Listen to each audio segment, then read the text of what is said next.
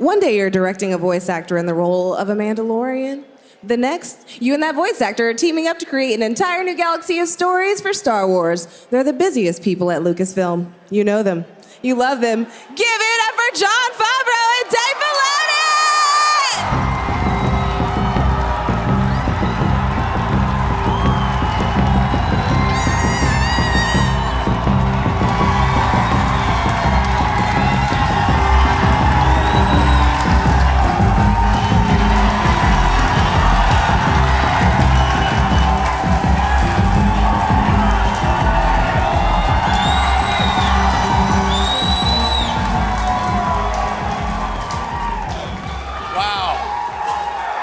That just happened.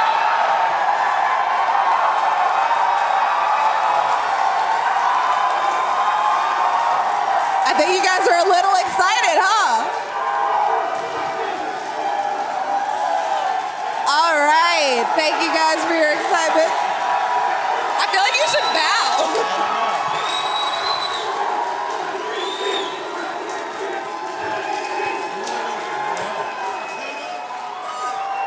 Well, that's exciting. That was so cool.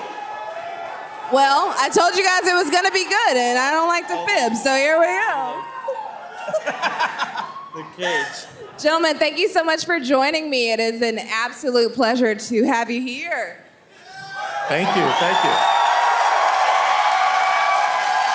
Now, I have to ask, did you expect The Mandalorian to become such a global phenomenon? Honestly, I was just happy to get to make Star Wars, and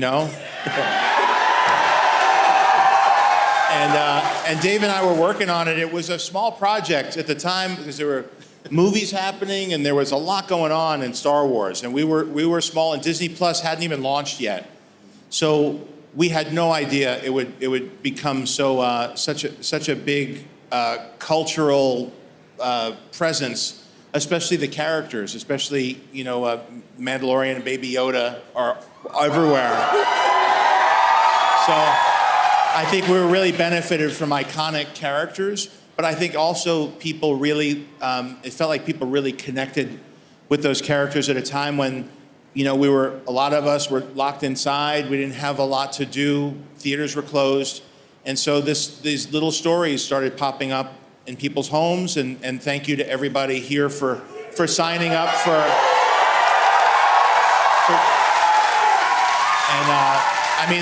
this is why we get to do what we love to do. So thank all of you.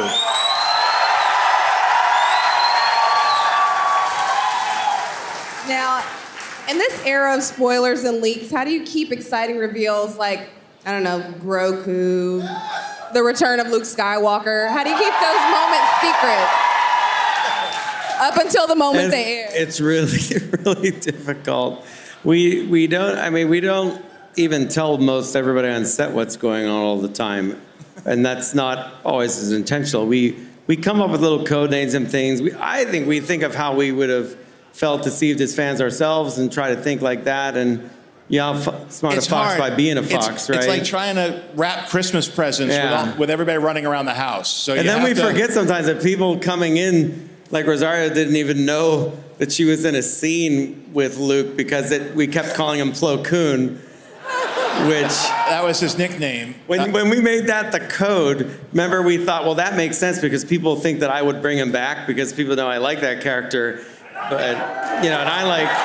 But we didn't. We even you could see some of the artwork, the production art. We wouldn't even have them draw Luke Skywalker in. We had them draw that. We had these character. awesome paintings with Plo Koon.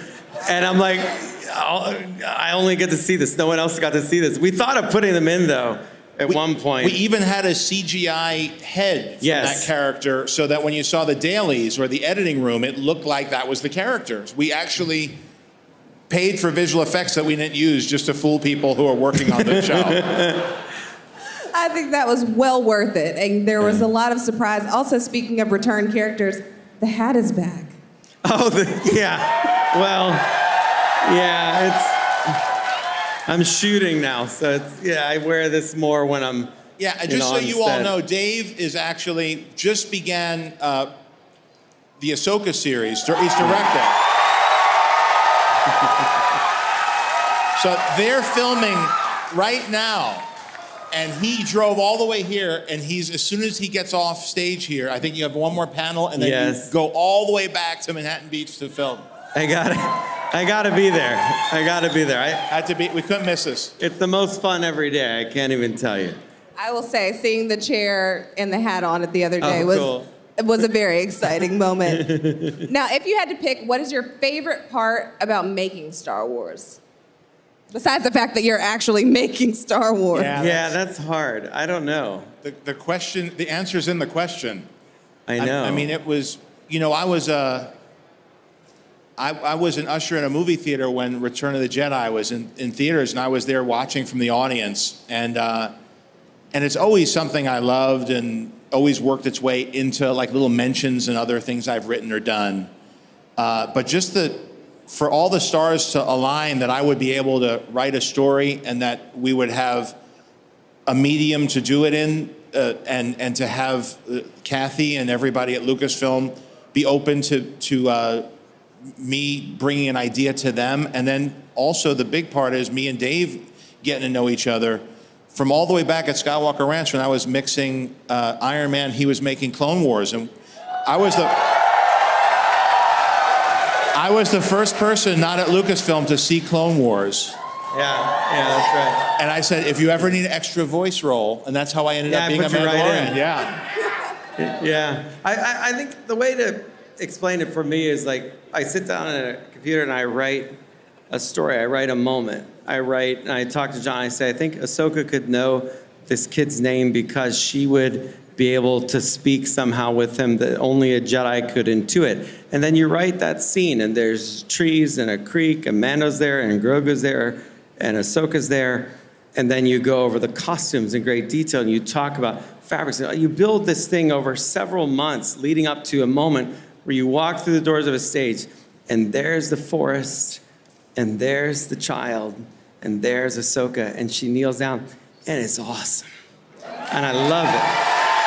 And it's awesome. And it never stops being that awesome.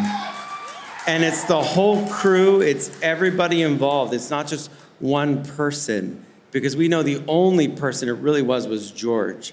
And he created this, and we get to play in it. And that is like, I think the spirit of everything we should be doing is, he's hopefully looking over all of this and still guiding it, because he left us such a great galaxy to play in, and that's how I feel about it. So it's a beautiful sandbox. Now, aside from your cameo, were there any other Filoni things that you've snuck into The Mandalorian, like you did with Rebels and the Space Wolves? Well, it's not really sneaking it in. The wolves were like right there, right? So I wasn't really snuck in. He thought it'd be really good for me to get on camera. I debated that because I'm like, I don't think the quality of the show goes up if I'm an X-Wing pilot. I think the quality of the show goes down. I told him I'd do it if Rick and Deb did it. So then it was the three of us, and I was joking, but he didn't think I was joking, and he held me to it. And now there are action figures that he makes me sign. He bought a whole case. I'm like, what are you doing with that? He's like, I want you to sign it. This is for my future. I'm like, you don't even, what are you talking about? They've gone up in value. Yeah.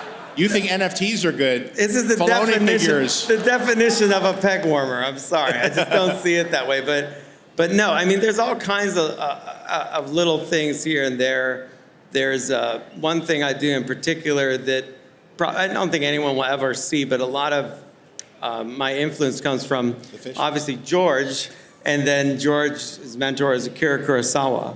And so I've done a lot of study of that and talking with George about it. So I have a really small Akira Kurosawa figure, and he is in every episode I've directed somewhere in the set. And so I hide him in there, and when we shoot an episode I'm directing, he's always right by the monitors to remind me of a lot of his principles of filmmaking that he gave to George. So he's kind of like another kind of influence on what I'm doing. But he's in there, but it'd be very hard to see him. And there are little Pittsburgh homages because I love my hometown. So you'll see little golden triangles here and there. And but the Penguins got eliminated, so it's kind of a bummer of a time. This is really helping lift Listen, me half up. this audience is going to go home and rewatch everything and look for that. That's okay, but by the way, that works for us Including because it helps that Disney Plus thing, and we get to make more shows. So go rewatch it all you want. I'm all for that. Now, how has your working dynamic changed since the early days of developing season 1? Our dynamic. Well, our dynamic hasn't changed much. It's just now we have so much more to do. So I was very spoiled in the beginning by having Dave. Anytime I wrote a scene or a half of a script or a script, I could send it to him. He'd call me right back. We'd talk about it. And now, because of the success of Star Wars on Disney Plus, Dave's now doing the Ahsoka show. And so now it's a sort of the reverse where he's writing stuff, sending it to me. I'm commenting on that. So it's a really interesting flip on it because now I'm starting to see the vision that he's come up with, not just over the last, over just these last few months, but for a decade as he's been dealing with these characters. So to see the fruition of those characters and to be able to talk to Dave, and now we have a shorthand because when he started off, he came out of animation. Now he's a very experienced live action director. And so now it's like director, writers, producers talking together about the best way to tell a story that's so personal to Dave. Yeah.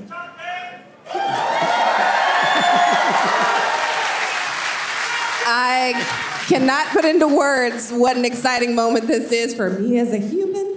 And I just want to thank you both so much for taking time out of your... Can I invite the people here to something? We just announced in the panel that there's something called the Mandalorian Experience. And we brought a lot of props and set pieces and droids down here, and it's free. And you could go to the Fairview Portals Instagram or the Star Wars Celebration app. If you're here, sorry people at home, but if you're here, you could go on down and check out all of our sets and costumes and everything. It's available to you. Go do the thing. Again, thank you guys so much for taking time out of your busy schedules to come and spend time with me. And I will say thank you again for all that you and the various cast and crew have done for Star Wars. Stick around, we've got lots more from Anaheim today.